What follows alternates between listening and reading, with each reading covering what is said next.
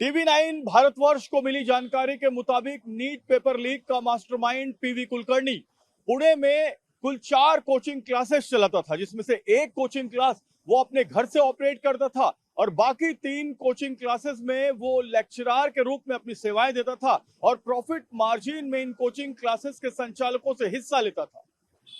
PV Kulkarni की पुणे में बड़ी धाक थी। इस केमिस्ट्री टीचर से पढ़ने के लिए हर अभिभावक अपने बच्चों को इसके ही कोचिंग क्लास में दाखिला करवाते थे। इसके कोचिंग क्लास में दाखिला मिलना भी बहुत मुश्किल था और यही वजह है कि कोचिंग क्लास की जो फीस हुआ करती थी उससे कहीं ज्यादा फीस लेकर पीवी कुलकर्णी इन बच्चों को लास्ट मोमेंट पर अपने कोचिंग क्लास में एडमिशन दिलाता था।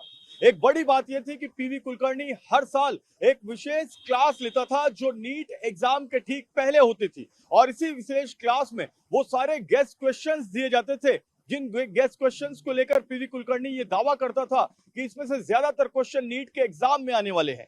3 मई को जो नीट का पेपर हुआ था उसमें भी जो सारे प्रश्न आए थे उसमें तकरीबन 40 से 50% प्रश्न पीवी कुलकर्णी ने अपने इसी स्पेशल क्लास में पुणे में बच्चों को मौखिक रूप से पढ़वाए थे, उन्हें रट्टा मरवाया था। उन्हें यह कहा था कि ये प्रश्न जरूर पढ़ना और इसके उत्तर को याद कर लेना, और यही हुआ। ये सारे उत्तर, ये सारे प्रश्न नीट के 3 मई के एग्जाम में आए और बाद में जब पेपर लीक का घोटाला सामने आया तो पीवी कुलकर्णी एक मास्टरमाइंड के रूप में सीबीआई के लिस्ट में सबसे पहले नंबर पर आया है।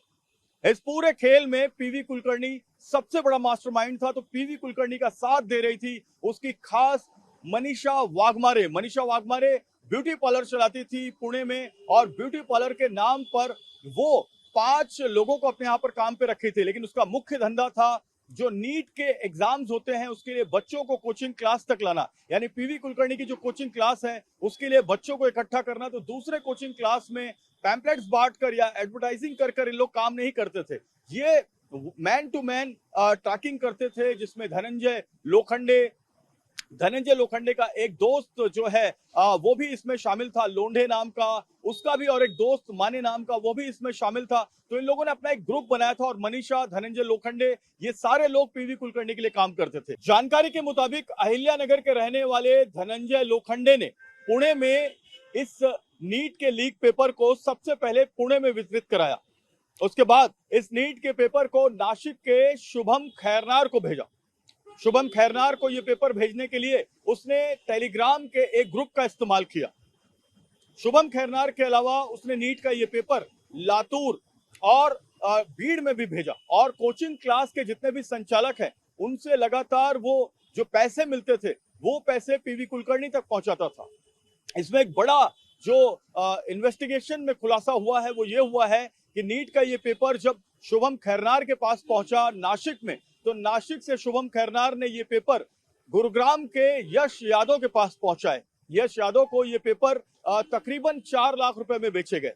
जानकारी ये भी है कि यश यादव ने ये पेपर इसके बाद राजस्थान के एक परिवार को 10 लाख रुपए में भेजे। इस परिवार में कुल 5 डॉक्टर हैं। इस परिवार ने वहां के कई कोचिंग क्लासेस को ये पेपर भेजे, जहां पर 2 कोचिंग क्लास के बीच में जब कंपटीशन हुआ, उनके बीच में जब विवाद हुआ, तो ये मामला सामने आया, ये मामला लीक हुआ और उसके बाद इसकी जांच शुरू हुई। इस पूरे मामले में तकरीबन ऐसा बताया जा रहा है, हालांकि ये आंकड़ा सीबीआई की तरफ से अब तक नहीं आया है, लेकिन जो जानकारी मिली है महाराष्ट्र मॉड्यूल के तौर पर 1000 से ज्यादा बच्चों को ये नीट का पेपर पहुंचाया जा चुका था, जिसमें पुणे में जो पीवी कुलकर्णी का कोचिंग क्लास है उस कोचिंग क्लास में ही तकरीबन 200 बच्चे थे। इसके अलावा पीवी कुलकर्णी के कोचिंग क्लास के आसपास जो 3 कोचिंग क्लास में वो अपनी सेवाएं देता था वहां तकरीबन 400 बच्चे थे। लातूर में भी तकरीबन 300 से 400 बच्चों को और अहिल्यानगर में भी करीब 300 बच्चों को ये पेपर मुहैया करवाया गया। नासिक में शुभम खैरनार ने भी, जो उसकी कोचिंग क्लास है एसआर कोचिंग क्लास, वहां भी अपने बच्चों को ये पेपर दिया और उसके अलावा नासिक में दूसरे कोचिंग क्लास को भी ये पेपर शुभम खैरनार ने पहुंचाए। इस मामले में महाराष्ट्र के एक और जिले लातूर का भी इस महाराष्ट्र मॉड्यूल के पूरे नेटवर्क में एक अहम रोल है। लातूर में भी ये नीट के लीक पेपर को पहुंचाया गया। लातूर के आरसीसी कोचिंग क्लास के एक प्राध्यापक शिवराज मोटेगांवकर से सीबीआई ने तकरीबन 9 घंटों तक पूछताछ की।